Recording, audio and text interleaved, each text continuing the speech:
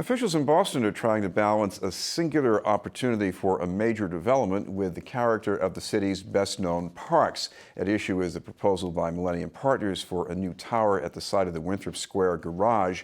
The project could bring significant benefits, including money for affordable housing, but there's concern about the resulting shadows on the Boston Common and Public Garden, as well as flight paths for Logan Airport. Tonight we hear from a principal with Millennium Partners, Joe Larkin. Thank you very much for being with us, Joe. Thank you. Thanks for having me. I know this is a building that reflects a concept that goes all the way back to the former Mayor Tom Menino. So why is this something more than just another tall building? Yeah, this is sort of a once-in-a-generational kind of opportunity, and it's unique because it's a city-owned parcel, so that this parcel in particular, the benefits that are derived from it, the idea that we're able to pay a significant amount of money up front. To be specific, it's a $153 million purchase price. Of that amount, $102 million comes right at the closing here. And of that $102 million, the city has already identified places for this money to go. Included in that is $28 million to the Boston Common. It's another $28 million or so to Franklin Park, so renovations there and improvements there. It's also talking about finishing the Emerald Necklace, and it's also asking, it's going to be doing affordable housing projects, both in renovations of affordable housing projects, both East Boston and South Boston. And it also is imposing upon us, and the way we won this project is they imposed upon us and all the developers to put together an exceptional level of public benefits. And in that regard, this building is very much unique. Not so unique, though, however, to the things that we've been able to do with the city before. Quite frankly, I mean, this is a part of the town that we're very familiar with. When we first started our efforts here in Boston, we got involved in something called the Combat Zone, and maybe some of your viewers don't know what the Combat Zone is. I am old enough to remember, and I know it has been dramatically transformed. And then, of course, you transformed the Filene's block. Exactly. Nadir. Yeah. Talk about the size of the benefits. I know that's a factor of the height, but let's start with the benefits. For housing, for example, how much could that conceivably be? Sure. So, as part of this project, we're going to be creating about 95,000 square feet. So think of about 110 affordable housing units.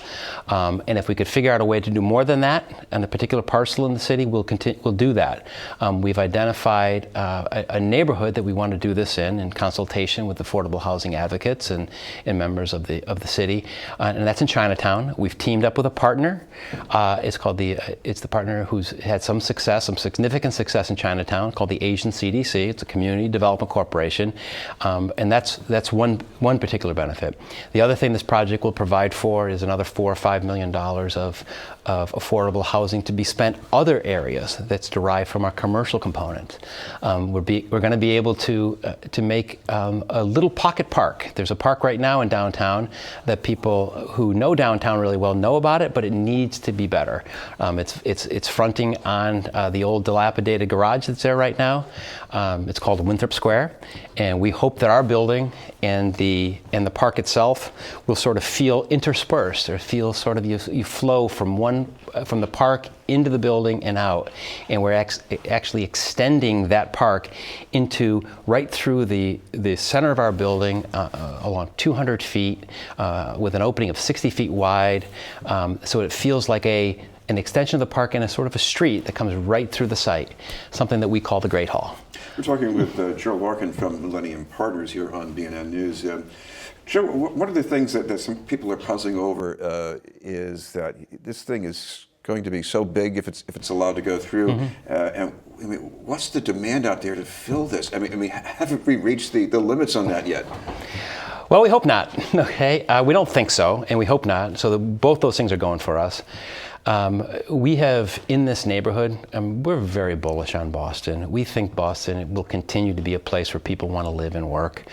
We've sold over 1,500 apartments in this neighborhood alone, and that helps inform us. We've also leased many hundreds of thousands of square feet of commercial space. The old Filene's building, we call the Burnham building, as well as the commercial space there. There's about 350,000 square feet that's entirely leased. You'll notice yesterday, Old Navy, in one of their flagship locations, opened up there. We continue to be bullish on downtown Boston. So bullish that we're willing to start this project without a single customer. Well, it's been pointed out that if you get close to Millennium Tower, you notice the height a lot less than what's closer to street level. And that, to me, is the most dramatic transformation. If you picture something like that at Winthrop Square, and I know you have these renderings, talk about how that really fills in a void in the city. Yeah, so if you the biggest void in the city in our recent history was something called the hole related to the old Filene's building here. The scar that currently exists right now isn't quite as abrupt and quite as difficult, but there is an old abandoned garage that acts as a barrier as you're trying to cut from the financial district to downtown crossing. There's this barrier here, and what we're trying to do here is to open it up so the activity that happens along the financial district and the activity that happens at downtown crossing actually can mix, and so that we combine both the pathways with the uses that will extend from the early morning into the later evening. All those things combine to sort of make this a really dynamic area, and it's our job to make sure that the stuff that we actually create really does that. Now, one of the concerns that you're confronted with is about the shadows. Parks advocates say that there will be some times of the year, at least, when you're going to have shadows stretching all the way across the Common and the Public Garden to Commonwealth Avenue, up to maybe 9:30 in the morning. What about that? Yeah. So this particular project, here are the facts. There's two laws. All right, and what those laws are relate to the shadows on